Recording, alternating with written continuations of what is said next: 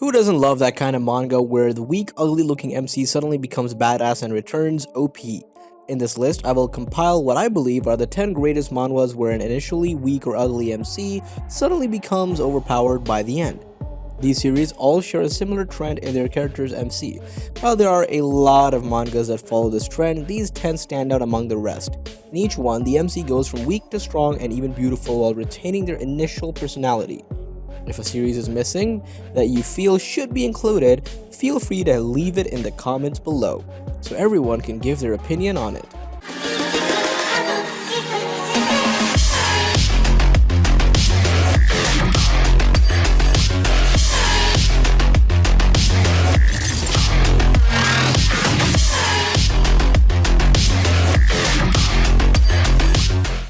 Number 10. Panlong. The plot is really interesting and the pacing of the story is actually good. This one is one of the best developed mangas out there. You get to know the characters and their motivation, you understand why the MC acts the way he does, and his OP is explained to some extent. Lin Li is a young noble of a declining once powerful clan which once dominated the world. He has large aspirations and wants to save his clan. Lin Li's journey begins with an accident when he discovers a ring. He took a liking to this ring, which had a dragon carved coiling around it. Upon being injured during a battle between two powerful fighters, he discovers that his ring is not what he thought it was and possesses powers beyond his imagination. I won't say not to read it because it's really interesting, in the beginning of course, and the setting of the world is so unique, you'll get immediately hooked.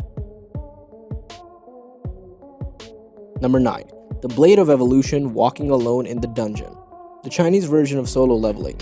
You can say like that, I guess a man awakened his healing ability, but his ability is trash. During a mission in an underground dungeon with his team, all the members of his team except him were killed. This was due to the angry last priest who was released because of them. In this dungeon though, he got a sword and upgraded his powers with that sword. What would that man do against all that, all alone? I wouldn't say it's bad or good, it's below average though, in terms of story and characters. Number 8. Limit Breaker. The entire story and characters are all above average. The biggest issue is pacing. The amount of shit that happens off screen is insane. Still worth reading though, but not for you if you're looking for a really good story. Due to an unknown error, Kim Kebong was trapped in the Awakening test for 3,000 years. In the real world, 10 years have passed, and it is overrun by monsters and dungeons. The battle now begins for Kim Kebong, who returned with the max level to restore the world back to the way it was. Number 7. My Dad is Too Strong. This one starts really good. A scatterbrained, talentless civil servant returned as the Heavenly Demon. He now wished to live the rest of his life peacefully as his days in the Murim world were full of conflict and bloodshed. However, please be my father until I graduate. He suddenly gained a daughter out of nowhere. The story is fun to read and utterly hilarious at times. It's lighthearted for the majority, only taking a serious tone during situations which require it. But at no point so far does it turn into a tragedy. There are too many mangas in which the MC wants to have an ordinary life, but don't do anything ordinary. At all. Like at all, man. Number 6. Dungeons and Artifacts. It's about an explorer of dungeons who is aiming at getting his revenge against the prince who betrayed him in a dungeon. The story develops quite well and the pacing is also good. The characters are also well written. This world is set up on Fantasyland where the human kingdoms, elves, dwarves exist, and so exist dungeons containing monsters with artifacts at its core. The MC was able to get his hands on that exceptional artifact of dungeon where he got betrayed.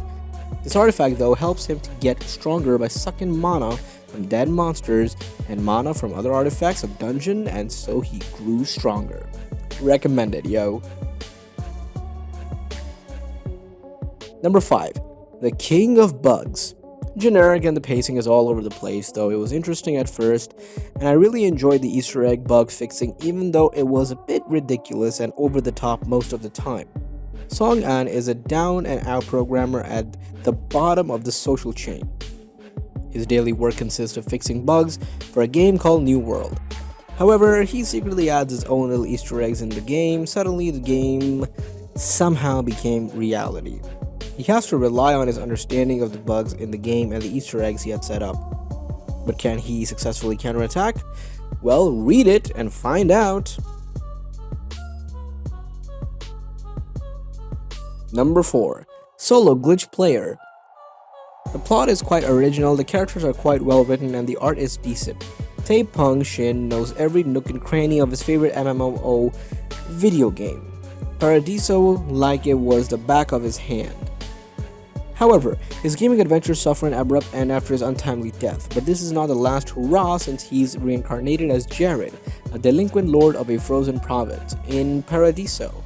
Now he must brave the world he loved and take advantage of all glitches he knows about and turns himself into the main character of his new solo adventure. Number 3. Heavenly Demon Instructor. Wow, this manga is just so good. This gem right here is a masterpiece. A disaster that struck the earth caused Park Hyun-soo, the MC, to lose his parents before his eyes.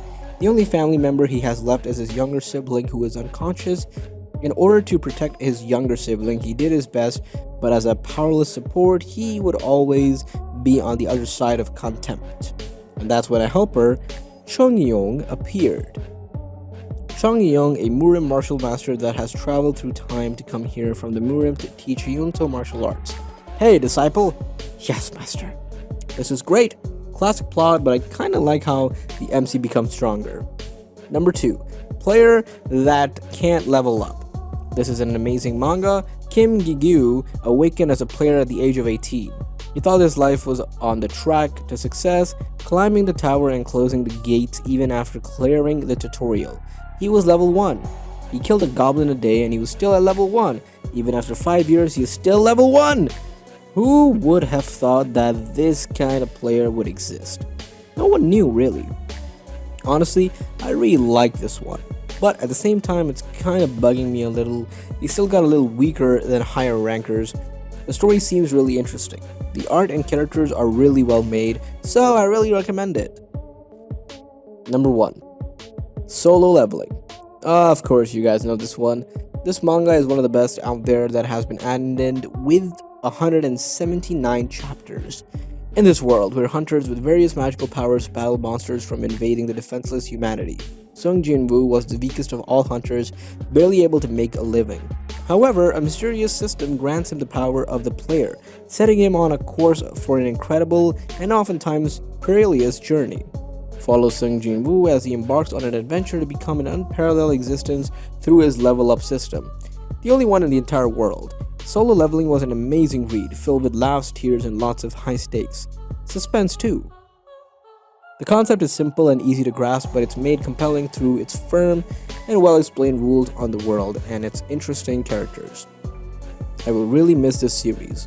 That's all for today. I hope you all enjoyed the video, and if you did, then give this video a like and share it with your friends and your family, and also subscribe for more Top 10. Stay safe and take care. My name is Zita Khan, and I'm the voice of the voiceless. See you next time.